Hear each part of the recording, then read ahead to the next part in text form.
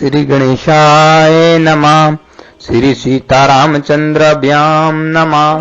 श्री महर्षि वाल्मीकि परिणीत श्रीमद् वाल्मीकि रामायण बालकांड 28वां सर्ग। विश्वामित्र का श्री राम को अस्त्रों की संहार विधि बताना तथा उन्हें अन्य अस्त्रों का उपदेश करना।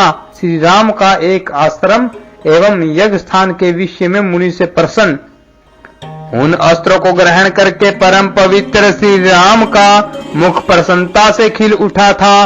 वे चलते चलते ही विश्वामित्र से बोले, भगवान बताइए, आपकी कृपा से इन अस्त्रों को ग्रहण करके मैं देवताओं के लिए भी दुर्जय हो गया हूँ। मुनि श्रेष्ठ बताइए, अब मैं अस्त्रों की संहार विधि जानना चाहता हूँ। ककुस्थ कुलतिलक श्री राम के ऐसा कहने पर महातपस्वी, धैर्यवान, उत्तम व्रतधारी और पवित्र विश्वामित्र मुनि ने उन्हें अस्त्रों की संहार विधि का उपदेश दिया। तदंतर वे बोले, रघुनंदन राम सुनो, तुम्हारा कल्याण हो। तुम अस्त्र विद्या के सुयोग्य पात्र हो।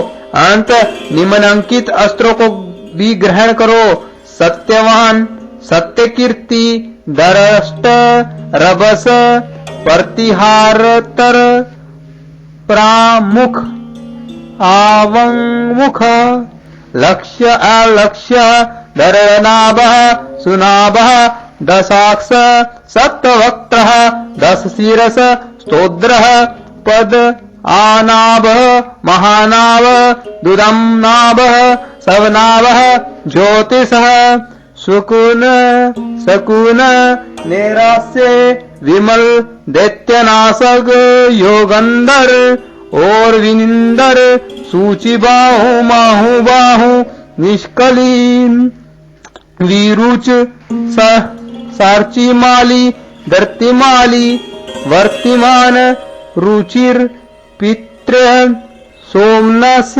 विद्युत, मकर परवीर, रति, धन, धान्य, कामरूप, कामरुचि, मोह आवरण, जर्मंबक, सर्पनाथ, पंथान और वरुण, ये सभी प्रजापति कृशासवक के पुत्र हैं। ये सभी प्रजापति कृशासवक के पुत्र हैं। ये इच्छानुसार रूप धारण करने वाले तथा परम तेजस्वी हैं। तुम इन्हें ग्रहण करो। तब बहुत अच्छा कहकर श्री रामचंद्र जी ने प्रसन्न मन से उन अस्त्रों को ग्रहण किया। उन मूर्तिमान अस्त्रों के शरीर दिव्य तेज से उद्भासित हो रहे थे। वे अस्त्र जगत को सुख देने वाले थे। उनमें से कितने ही अंगारों के समान तेजस्वी थे, कितने ही धूम के समान काले प्रतीत होते थे तथा कुछ अस्त्र सूर्य और चंद्रमा के समान प्रकाशमान थे। वे सब के सब हाथ जोड़कर श्री राम के समक्ष खड़े हुए।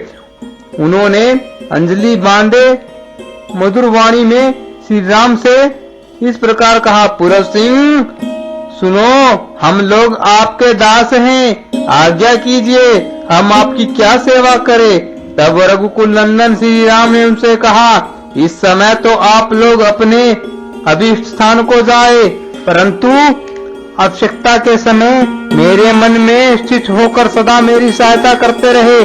तत्पश्चात वे श्री राम की परिक्रमा करके उनसे विदा ले उनकी आज्ञा के अनुसार कार्य करने की प्रतिज्ञा करके जैसे आए थे वैसे चले गए। इस प्रकार उन अस्त्रों का ज्ञान प्राप्त करके श्री रघुनाथ जी चलते चलते ही महामुनि विश्वामित्र से मधुरवाणी में पूछा, भगवान बताइए, सामने वाले पर्वत के पास ही जो मेघों की घटा के समान संगन वृक्षों से बड़ा स्थान दिखाई देता है, क्या है? उसके विषय में जानने के लिए मेरे मन में बड़ी उत्कंठा हो रही है। यह दर्शनीय स्थान मृगों के झुंडों से भरा हुआ होने के कारण अत्यंत मनोहर प्रतीत होता है। नाना प्रकार के पक्षी अपनी मधुर शब्दावली से इस स्थान की शोभा बढ़ाते हैं। मुनि श्रेष्ठ बताइए, इस प्रदेश की इस सुखमयी स्थिति से यह जाना पड़ता है कि अब हम लोग उस रोमांचकारी दुर्गम ताटका वन से बाहर निकल आए हैं। भगवान बताइए, मुझे सब कुछ बताइए, यह किसका आश्रम है? भगवान बताइए, महामुने बताइए।